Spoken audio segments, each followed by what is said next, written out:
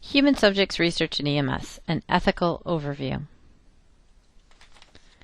This presentation will be presented in two parts. The objectives of Part 1 include defining research, defining human subjects, and understanding protections for human subjects in research. After reviewing the second part, you should be able to understand the challenges of research in the EMS setting and specifically understand the exception of the to informed consent provision. There are many definitions of research, but probably the most agreed upon is that found in the Department of Health and Human Services Code of Federal Regulations. Research is a systematic investigation, including research development, testing, and evaluation, that is designed to develop or contribute to the generalizable knowledge. Research is different from treatment. Using the Resuscitation Outcomes Consortium's hypertonic saline study, that you may be familiar with, we can demonstrate this definition. When you have a trauma patient in shock, you normally start an IV and administer normal saline. This is your usual treatment. In the hypertonic saline study, investigators developed a systematic plan to test whether hypertonic saline was better than normal saline.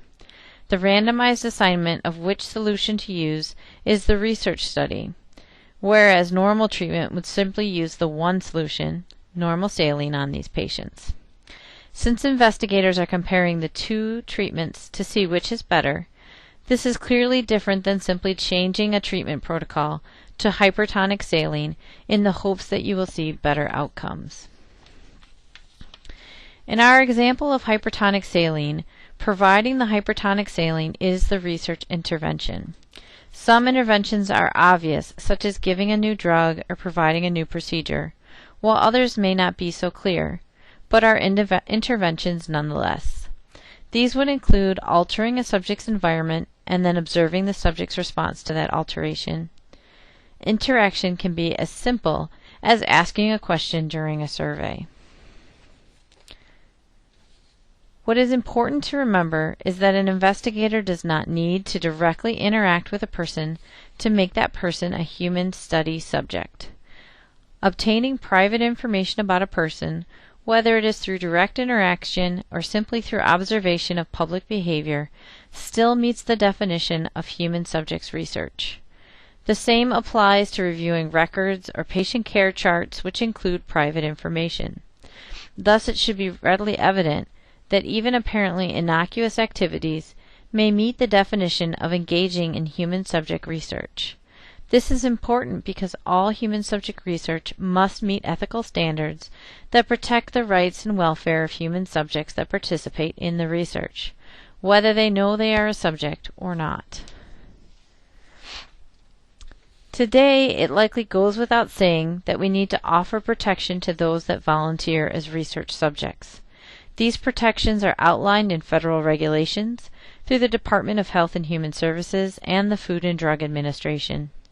It is not essential for you to know the details of the regulations, but the content of this presentation is a fair representation of their intent. These regulations call for the oversight and review of research by institutional review boards, or IRBs.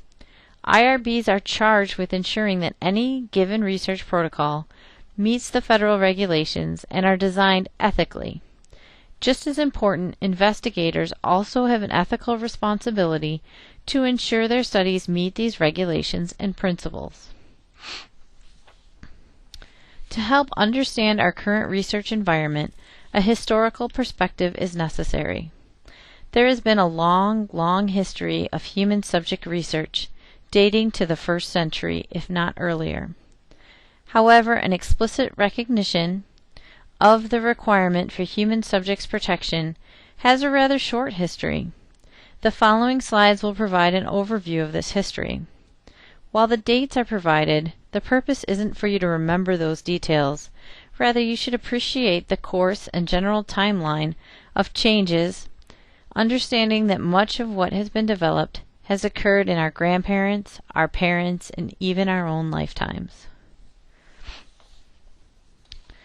During World War II, Nazi doctors and scientists were performing significant and dangerous experiments on concentration camp prisoners. At the end of the war, 23 of these doctors and scientists were put on trial, recognizing that the experiments were cruel as well as deadly. In the end, 15 of them were convicted. Of more interest, the legal judgment also included a list of ethical principles to be met when performing research. These elements are now known as the Nuremberg Code. The code is comprised of 10 requirements. The first, and probably the most important, is the requirement for informed consent. Informed consent requires a potential subject to have a legal and mental capacity to give consent. Subjects also need to be in a position to be able to exercise freely their power to grant or deny consent. They need to be free of coercion or duress. They need to be able to understand what it is they are expected to experience and the realistic risks involved. However, in the hypertonic saline study, as well as other emergency research protocols, informed consent is not possible. We will discuss this important discrepancy in Part 2 of this presentation. However, returning to the Nuremberg Code, research studies should be designed to yield beneficial results, unprocurable through other means. In other words, research studies should not be random and unnecessary. Human research should be preceded by animal experiments. In the hypertonic saline study, the hypothesis was first tested in rats, rabbits, and pigs.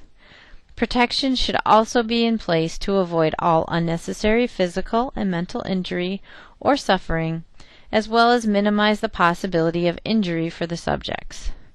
For the hypertonic saline study, there were strict inclusion and exclusion criteria in place, as well as a data safety monitoring board, known as a DSMB, who continually monitored potential problems with the study. No experiment should take place in which there is a reason to believe that death or disability is likely due to the study. While in the hypertonic saline study, the subjects were at a high likelihood of bad outcome, including death, the study itself was not believed to play a significant role in worsening outcomes. The risks should never exceed the importance of the problem to be solved by the research. Only scientifically qualified persons should conduct the research. The study subject should also be free to withdraw from the study at any time, and the researcher needs to be free to and have responsibility to stop the research at any time he feels the risks have become too great. We will get into more detail regarding study subject ability to withdraw, but the DSMB was empowered to stop the study at any time. The Nuremberg Code was thought by many at the time of its writing to simply reflect an unspoken standard of ethics in research. Who didn't find the atrocities in the Nazi concentration camps horrifying and unacceptable? However, the Nazi doctors and scientists were not alone in unethical behavior related to human subject research. Then, and many years later, unethical treatment of human subjects continued to occur. Henry Beecher wrote about the ethics of clinical research, publishing his article in the New England Journal of Medicine in 1966. This article reported multiple examples of studies that did not meet an acceptable ethical standard. For example, he described a research study conducted in Willowbrook, which was an institution for mentally handicapped children on Staten Island. Researchers were studying the natural course and progression of hepatitis. Enrolled children were infected with a weakened hepatitis virus. While permission was sought from parents, they were not fully informed of all the risks, and it was also presented in such a way that it basically became a condition of enrollment in the institution. In the 1960s, at the Jewish Chronic Disease Hospital, patients with dementia were injected with liver cancer cells to study the body's ability to fight cancer. In this case, no consent was obtained from these vulnerable subjects who were not capable of providing informed consent, even if it had been requested.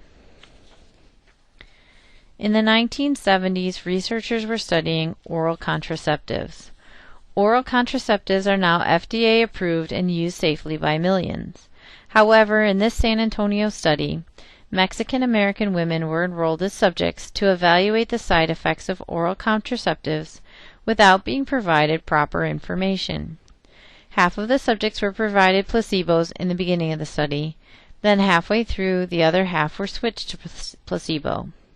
However, study subjects were not informed of the potential for placebo use, and all were under the impression they were receiving contraception.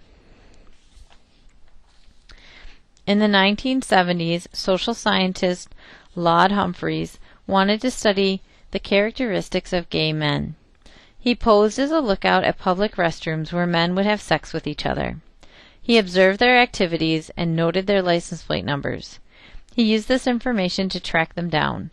He would arrive at their homes, many of them with families, and do an interview.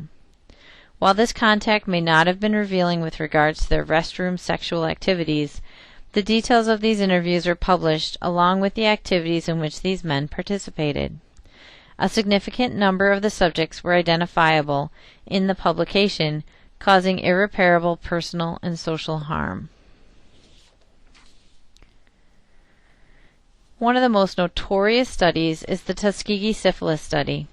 This research project was done by the Public Health Service, spanning several decades. The intent of the study was to observe and record the natural course of syphilis infection. None of the subjects were aware of the study, and therefore none had given consent. While there are limited treatment options at the beginning of this study, penicillin became a well-known, effective treatment early in this study's course. However, since this study wanted to document the natural course of syphilis, all of these subjects were intentionally not told about and were denied effective treatment. In response to these cases as well as others, in 1974, the United States Congress enacted the National Research Act. This act established the National Commission for the Protection of Human Subjects in Biomedical and Behavioral Research. This commission was charged with identifying the basic ethical principles that underline the conduct of human research and to develop guidelines to assure that human research will be done according to those principles. This led to the development of federal regulations for human subjects research, as well as the Belmont Report. In 1979, the National Commission published their findings entitled the Belmont Report. This report identifies 3 basic ethical principles which must underlie all human subject research. The principles are respect for person, beneficence, and justice. These principles are referred to as the Belmont Principles.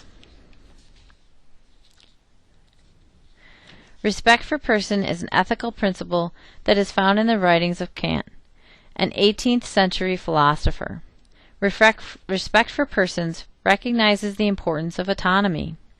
People need to choose for themselves and not be used as a means to an end.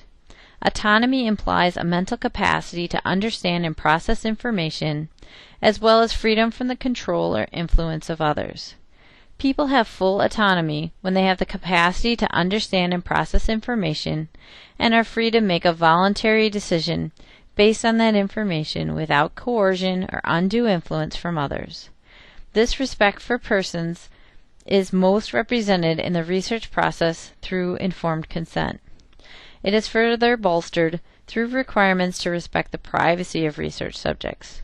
For subjects that may have a limited ability to understand or process information, or for those that may be under undue influence, such as prisoners, extra protections must be put into place to support this ethical principle. Beneficence speaks to minimizing potential harm and maximizing potential benefit. In other words, research should not take place unless there is a reason to believe something good will come of it. This does not necessarily have to be for the individual, but it must be commensurate to the potential harm an individual will experience. This principle is followed through good research design, including managing risks and minimizing risk where possible. Finally, there must be a favorable risk-benefit ratio. The potential good must outweigh the bad. Finally, justice is recognized as an essential ethical principle. Justice speaks to fair treatment. Subjects need to be treated fairly. Burdens and benefits of research must be shared equitably. Research should not necessarily exclude women or minorities. Likewise, it should not be performed on women or minorities when it will only benefit white men. In summary, there has been a long history of research abuse which has continued into recent years, even in the United States. The recognition of ethical principles as applied to research and the development of regulations is relatively new. These principles and regulations, while essential and important, put some constraints on research, particularly in the EMS setting. Even with current principles and regulations, there is nothing to say that unethical studies could not occur today. We need to remain vigilant in our human research protections, understanding, and following these principles and regulations both at the level of the investigator, the IRB, and you. So turning back to the hypertonic saline study, would this study have been included in Beecher's paper today as another research scandal? Let's discuss this in Part 2 of this presentation. The objectives for Part 1 included defining research, defining human subjects, and understanding protections for human subjects in research. After reviewing Part 2, you should understand the challenges of research in the EMS setting, and specifically understand the exception to informed consent provision. There are several challenges to doing research in the EMS setting. First, the environment is challenging not only to research, but simply patient care. There is no clean, well-lit room with unlimited equipment and resources. The EMS provider has limited control over his environment. The typical researcher has a lab which is set up to his specifications. Second, patients can be a challenge. All patients believe they have a time-sensitive condition, whether real or perceived, and this limits the quality of interaction and time to explain things that may not be pertinent to the emergency at hand. Whereas typical study subjects are seen during an appointment, have the time to review a 20-page consent, and can take as much time as they want to decide if they want to be part of a research study. Finally, in an ideal research setting, everything needed would be in one place and readily available. For EMS, any and all resources need to be carried for a patient, as well as perform a research intervention needs to be brought to the patient each time. Finally, the patient may have a severe condition and simply be unable to give consent, either because they are unconscious or their injury or illness may be too distracting. However, EMS care will not be able to advance without some type of research. To address some of these difficulties, which might otherwise make research in the EMS setting impossible, the FDA developed regulations known as the Final Rule. Ethically, the biggest challenge in emergency research is the ability to obtain true informed consent from the subject. As you might remember from Part 1 of this series, informed consent is generally considered essential to upholding the first Belmont principle of respect for person. The final rule is very specific about the types of patients it can be applied to.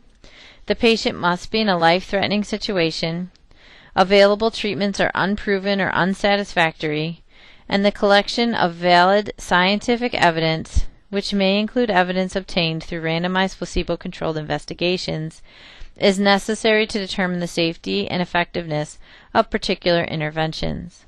Considering the hypertonic saline study, we can see that these criteria were met. Severe trauma is certainly a life-threatening situation. There are no proven treatments in the field that cure severe trauma, and a randomized placebo-controlled trial would show if hypertonic saline is effective in reducing mortality as compared to normal saline. The intervention in a study that uses the final rule must be unproven or unsatisfactory. In a regular research study, the investigator is required to have equipoise, meaning we don't know if the treatment is better, but we think it is. The requirement that the intervention be unproven or unsatisfactory means not only are we not sure if the treatment will be better, but the current treatment has not been shown to be effective or the result is unsatisfactory. The best example of this is in cardiac arrest, where we have treatments we use, but the low 5 to 10% survival rates are unsatisfactory, and researchers are continuing to search for what will improve survival. Understanding that the Belmont principles require an investigator to consider and balance respect for persons, beneficence, and justice, the final rule seeks to increase benefit and protection from risk, which is benefits, since consent is waived, which is respect for person. An additional element of the final rule is that obtaining informed consent is not feasible because 1. The subject will not be able to give their informed consent as a result of their medical condition. 2. The intervention involved in the research must be administered before consent from the subject's legally authorized representatives is feasible. And 3. There is no reasonable way to identify prospectively the individuals likely to become eligible for participation in the study. Considering the hypertonic saline study, several severely injured trauma patients are often unconscious or in an altered mental state. At the scene of a trauma such as an MVC, legally authorized representatives are frequently not readily available, and care needs to be undertaken immediately. Finally, we cannot predict who specifically will be involved in a motor vehicle crash and sustain a significant traumatic injury. To apply the final rule, participation in the research must hold the prospect of direct benefit to the subjects, because subjects are facing a life-threatening situation that necessitates intervention. Appropriate animal and other preclinical studies have been conducted, and the information derived from those studies and related evidence support the potential for the intervention to provide a direct benefit to the individual subjects, and risks associated with the research are reasonable in relation to what is known about the medical condition of the potential class of subjects. The risks and benefits of standard therapy, if any, and what is known about the risks and benefits of the proposed intervention or activity. The research also cannot practicably be done without a waiver. That is, there is no other way to do the study where consent could in fact be obtained. It is required that the proposed research protocol define the length of the potential therapeutic window based on scientific evidence.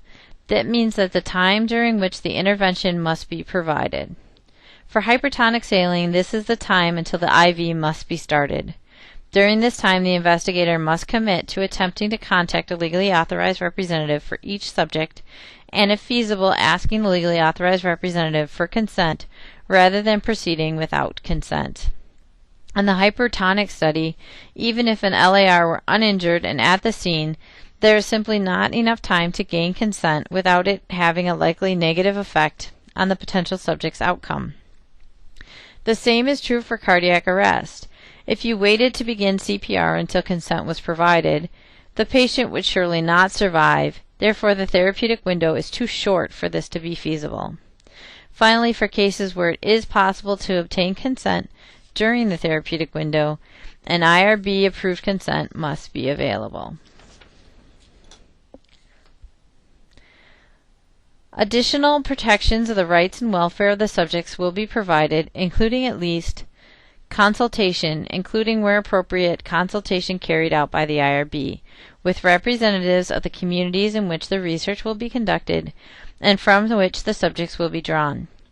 For the hypertonic study, this was done by conducting a telephone survey of random households.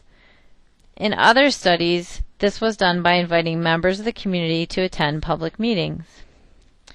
Public disclosure to the communities in which the research will be conducted and from which the subjects will be drawn prior to initiation of the research, of plans for the research and its risks and expected benefits. This was done for the hypertonic saline at one site by placing advertisements in the newspaper as well as publicizing a website where more information could be obtained. There was also a phone number where specific questions could be asked. The regulations also require public disclosure of sufficient information following completion of the research to apprise the community and researchers of the study, including the demographic characteristics of the research population and its results. This will be done once the results are published in a medical journal and will be provided to the general community through newspaper ads and updates to the study's websites. In both cases, you could argue that few people will pay attention or care, but the act of providing transparency may be enough to ensure that ethical and appropriate activities are undertaken. Finally, the researcher must also establish an independent data monitoring committee to oversee the research. The members of this committee are charged with reviewing the data as the study progresses and deciding if the research benefit ratio is still appropriate. They have the power to stop the study if the risks seem too great or if it appears that the answer to the research question is so obvious that enrolling more patients will not change the answer, and thus it is wrong to continue to enroll people in the study.